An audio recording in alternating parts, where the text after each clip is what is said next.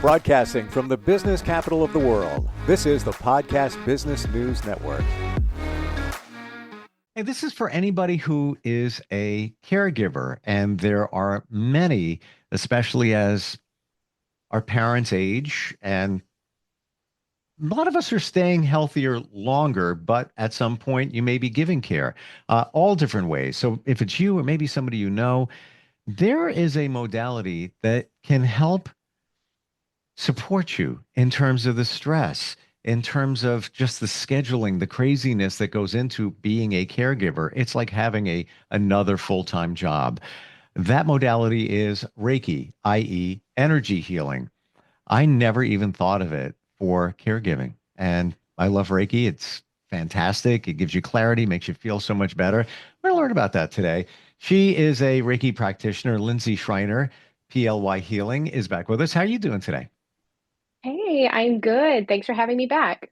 Good to have you back here. And this thing is huge. With the in the caregiving arena, I half the people I know are caring for somebody in their lives right now. And it Yeah. could be temporary, like somebody I'm close to is helping support her father who had knee replacement surgery. Then a year later, that turned into an infection. And then he had to have it over again, and now he couldn't walk. And then her mother has some mobility issues, so now the pressure's all on her. Never thought about how Reiki can help somebody out. What are some of the benefits? And some of this could be basic in terms of Reiki, but applying it toward caregiving. What are some of the benefits? Yeah. So first, I think what you're describing is how caregiving can have a snowball effect. Mm, Maybe it starts off with one single person, one single situation, as you were just describing, and then it takes a turn that we don't expect. And I think most of us end up in a caregiving situation under circumstances similar to that, where it kind of happens to you, or we feel that it happens to us. We may not always be prepared. And even if you are completely prepared to be a caregiver, you don't know the emotional toll it's going to have on you until you are in that situation. And the level of overwhelm we reach as caregivers, it's very different than someone that is not caregiving, simply because once you hit that point of I'm on the edge, you look around and there's not a lot of hope or help for the caregiver to receive the care needed because of the responsibility of taking care of someone else. I can relate to that very much. mm, Um, and the benefits of Reiki as a caregiver is that it's going to help you replenish yourself. Now, here's the hump we have to get over, is that it does take the time to do a Reiki session, which can be a limitation for those that are, around the clock caregiving. So finding that time can be challenging, but I think you don't have to go someplace. You can do it from your home. You can do it over the phone. You don't even have to be on the call or on the phone or on a video with the practitioner. If you trust them, you have to have some trust there. But you can just say, hey, I need to receive Reiki at this time. I'll be able to lie down and sleep. And your practitioner can send you that Reiki through distance at that time so that you can receive when you're able to. And it could very well be 10 o'clock at night when you're ready to go to bed. There's ways to send Reiki to happen at a specific time for mm. somebody. And so the flexibility to get this type of self-care is available through Reiki. And so that's number one hump, is that you have to find the time to do it. And so I think there's more flexibility there than maybe you would think. 1 billion Um, percent. And most of the Reiki I've ever had was virtual. And yes. what was required of me? This is it. Nothing. Yeah. Sit, Nothing. relax. That's all, that's Sitting all. and relaxing. It's Yeah. it. Well, and then we go, oh my gosh, but my brain doesn't turn off when I lay down. Reiki will help with that. Because what Reiki does is it helps bring you into a balanced state. As caregivers, we get stuck in that fight or flight response. And it's very, very challenging to get back into the rest and digest state where you can relax, where your mind does begin to calm down. You have to feel safe and secure in your body in order to rest and heal. So first, Reiki would work with that within you to help you come into a grounded state so that you are rooted. and you feel safe and secure in your body. And sometimes if you're super sleep deprived, it'll just help, it'll conk you out. It'll make you go to sleep and you'll kind of wake up just feeling super refreshed because you're balanced and your system goes from fight or flight into rest or digest, which just brings you from super overwhelmed to calm and relaxed, where your situation doesn't change, but your perspective can shift. Because I know that I make some pretty poor decisions when I'm in fight or flight. I make knee-jerk reaction decisions. I'm a little bit more snippy. I might be emotional. When you're in a rest and digest state, you can handle the situations that arise from being a caretaker in a much more grounded, balanced place where it doesn't take as much of an emotional toll on you, but it also gives you perspective that's more grounded, well rounded, because you're able to see, hear, and speak more clearly. It is so amazing how that works. And I've had Reiki on a Sunday, then come Monday, I had clarity on a personal Yeah. situation. I just woke up. I'm like, wow, well, did I get extra sleep last night? No. What? Oh, I had Reiki yesterday. Wow. Now I can dig into the situation and feel like I'm very much connected to it, make decisions as opposed to, like you said, squirrel brain, where I can't even think Yeah. now. Oh, here come the kids again, blah, blah, blah, blah. And then you can't process, when you're in that state, when your energy really is kind of wonky at that moment. When your energy is wonky and you're depleted, you have Mm. your energy tank is empty. And when it's on running on fumes, I mean, none of us can function right. We got to give ourselves a little bit of permission and compassion for ourselves. And I think Reiki even helps with that. I think Reiki helps brings things in perspective, because if you're not taking care of yourself as a caretaker, you're not taking care of your person as well as you could if you were more rested. And I'm not saying Reiki's the end all be all. It just is an aid in coming in there and really helping us find self love and compassion again so that we can fill our own cup. And it's just one of the many ways that you can fill your cup to be the best caretaker you can be, because ultimately that's what we want. Reiki is love, caretaking is love. And Reiki can just pour into your cup so that you can spill over into those that you love and take care of them in a way that shines through differently, that comes from such a deep place of love. And when we talk about caregiving, sometimes we get that image of, like I described before, somebody taking care of a parent or those kind of situations. But if you are a parent, you're caregiving. You're You're giving care caregiving. to your child. That also fits this Yes, category. Um, it does. Or nurses, teachers, yes. uh, yeah, daycare workers, the post office people. You're taking care of others in your entire Mm. day. Doctors, anyone in the medical field, like please get Reiki. Um, Let's go there. Let's but talk about that for a let's go moment. there. Yeah, Absolutely. because what's not recognized is that your energy is compromised when you care for people. And here's Hmm. an example. Know somebody who's a nurse. Haven't seen him in a while, but yeah, we were connected, and she would have to take off every third day. Yeah. And I'm like, what's going on? I'm just so wow. I'm beat. I'm just, I need another day off. And that's not her. Like, she just wants to keep going and helping people. She was an in-home nurse as well. And what was going on there was she was getting so close to her patients. She would see the same patient every day, but the energy and most of these people that we describe are empaths. So Yes. we take on the other person's energy, and it's just like a weight around your shoulder, it just drops you down. So you need to clear that at some point, and Reiki can do that, right? Reiki can very much so do that. Mm. And I'm kind of sitting back here and reflecting on my client list. And I would say 50% of my client list are nurses, female nurses. Wow. And Mm. most of them, if not all of them, are empaths. I think that's why women are attracted to that work. Not to take it to a super woo-woo place, but women were healers back in the day, especially when the witch trials were going on. It wasn't that they were doing and performing evil witchcraft, it's that they were practicing medicine and helping others heal through plants and energy healing and things of that nature. Um, And I think that translated through our blood, and those that are super intuitive or empathetic or just have this big heart for healing generally become nurses. Like there's a reason they're doing that job. And we're not taught about what an empath is. It's not even a word that really got thrown around until recently. And so some of us are like identifying as I'm an empath. And so just to explain in case you're listening and going, well, I've heard this, but I don't really know what an empath is. An empath is someone that can feel the emotions of others, but maybe don't even identify that it is not their own emotions they're experiencing. And so perhaps you're in a very good mood and you go into a store and you're standing next to someone pretty close. And then by the time you leave, you're just in this awful mood, or it could be the opposite, right? Where you could be in a bad mood and then be very happy. It's because you've absorbed the energies of other people around you. And as empaths, we do it naturally.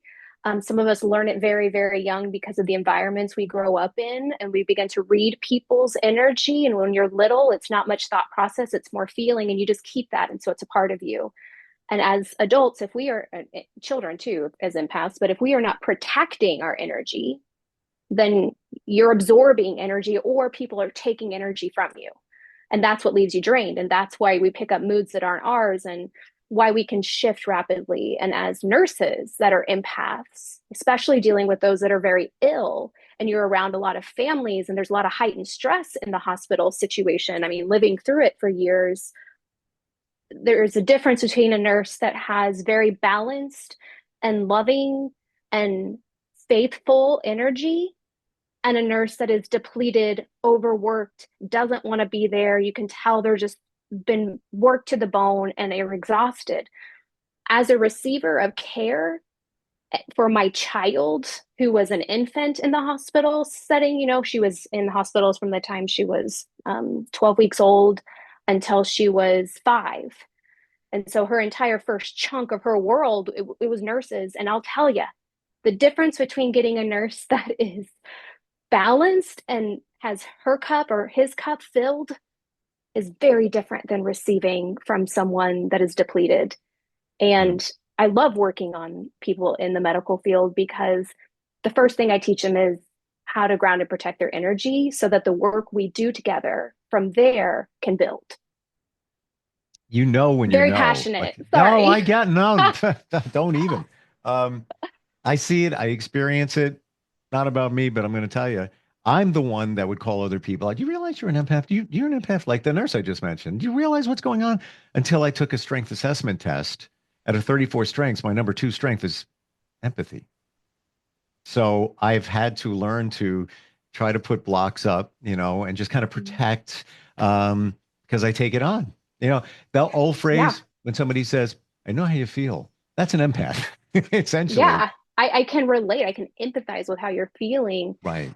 And some of us we care so much that we actually absorb it so that the other person doesn't have to feel it. And that is theirs, that is not yours, which leads me and walks me into an open dialogue around boundaries, energy depletion.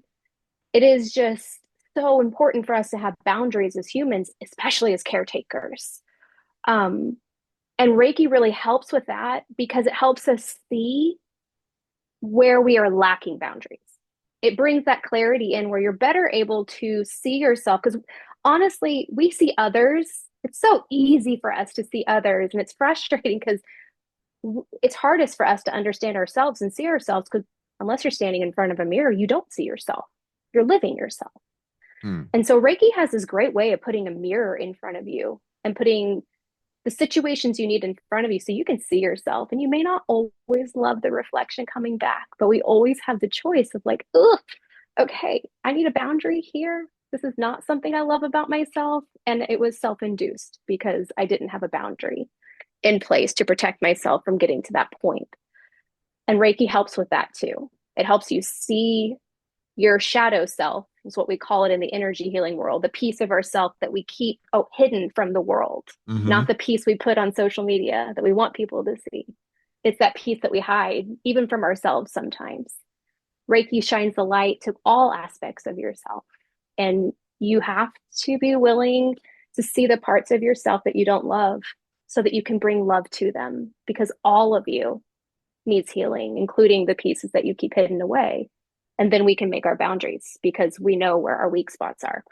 To illustrate that, I'm in a men's group and about a year now. And it's been very impactful. You know, we share things. We also do community stuff. We have a big event coming up this weekend to help the community.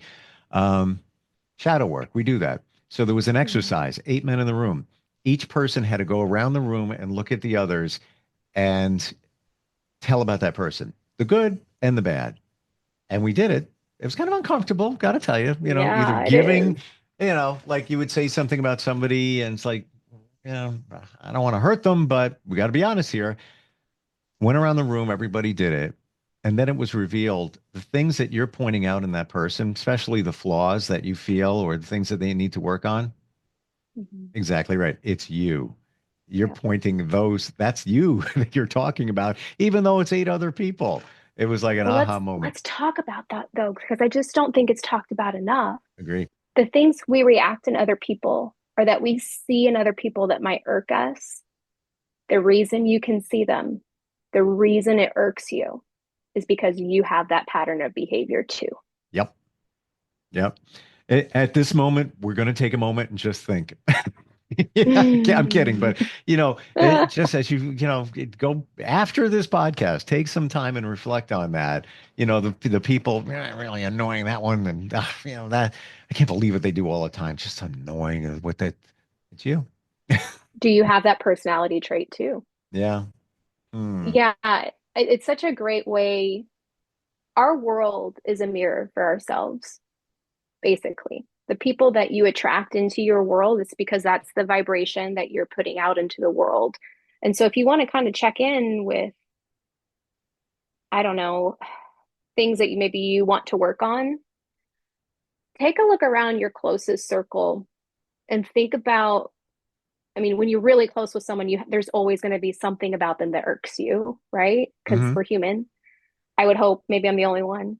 Um, but take a look at your closest circle and think through what about this particular person do I get annoyed with? And then ask yourself, do I have, do I do that? Because really your subconscious is reacting to that so that you will look at it and heal it within yourself. Yeah. And do that through any situation that we go through, especially if you're faced with situations that are very similar over and over and over again. The universe loves to give us challenges and tests. And if you keep failing the same test, you're just going to keep getting it over and over and over again until you learn whatever lesson it is that we are being asked to learn. Um, yeah, It's a hard pill to swallow. it is. And I have this view of life when my mom used to say it all the time, just go with the flow, just go with the flow. I didn't know what that meant until I figured out, or at least I internalized the flow is the river of life, and you're swimming or at least floating down the river of life in a direction. And that's the direction you should be going in. The universe wants you to go there. Now, you don't want to go there. I don't want to do that. So you grab a log that's there. You grab a rock and you're just holding on to it, or you start swimming the other way. Ultimately, you're still going in the same direction. You're just going to take the long way around because what is that direction? The lesson you need to learn. And what you talked about in terms of looking at others and what we don't like in them, which is really us, do that after Reiki because then you'll have full Mhm. clarity. Because I find that I believe this whole thing, but I find sometimes it's hard to, if you point something out in somebody, it's sometimes hard to see that in yourself. Like, is that Yeah, so really? You really have to go a little deep to kind of make that connection. Reiki will make it clear. it'll help you with that because it quiets down our ego, Yeah. which generally runs the show. Um, and honestly, it's our ego that's having the reaction to other people because Mm, our ego has a bad rep. It actually is a great thing. It keeps us safe. It yeah. just sometimes needs its own boundaries to reset things, to That's a feel great safe in point. a different way. Yeah. That word Um, ego is it's always viewed as a negative. Oh, it is, they but have an it's ego. not at It's not. It's all. not. Right. No, it's like you need to love your ego because your ego has kept you safe and it's a huge part of who you are. It's just we have just like anything else, right? Like we have unhealthy ego and we have healthy ego. So we want to try to function from a healthy ego place and Reiki will help bring that ego into a healthful place.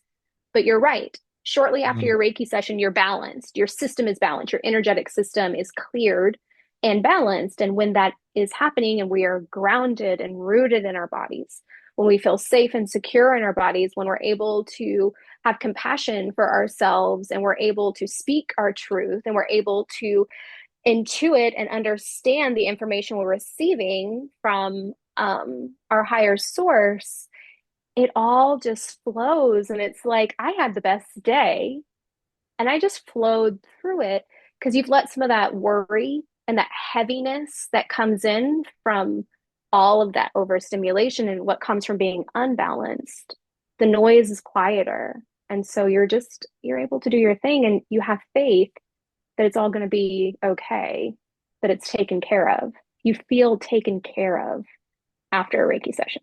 It's amazing that we don't realize what's going on in our lives. It's not just about caring for others, being a caregiver.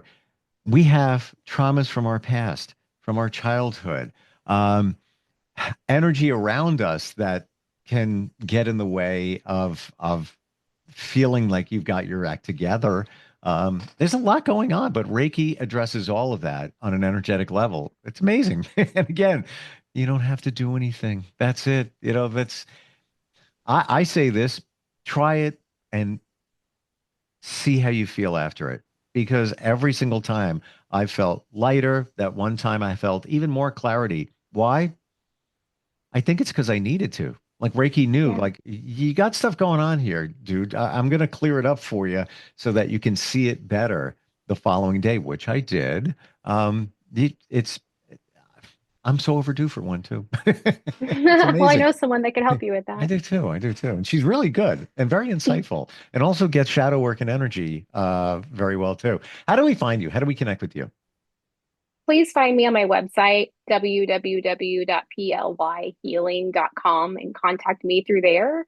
Um, I offer 30-minute sessions for people that have never tried Reiki before, so you can get a small taste. It's Hmm. definitely not enough time, but it helps those that are unsure if they're ready to experience it, because just a little taste will just make you want more.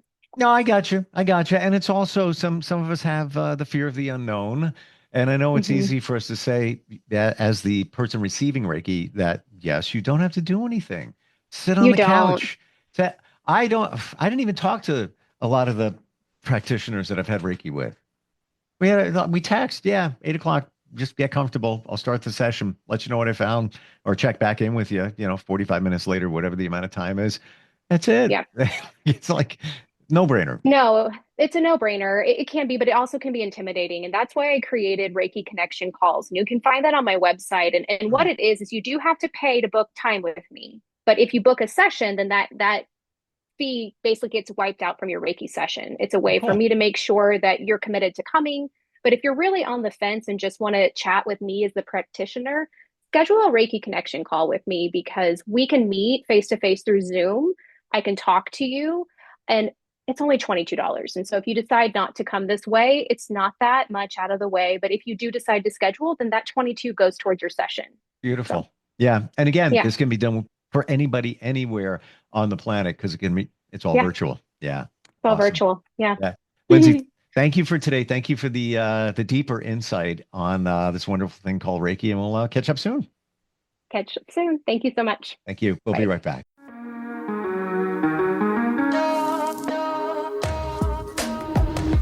Broadcasting from the business capital of the world, this is the Podcast Business News Network.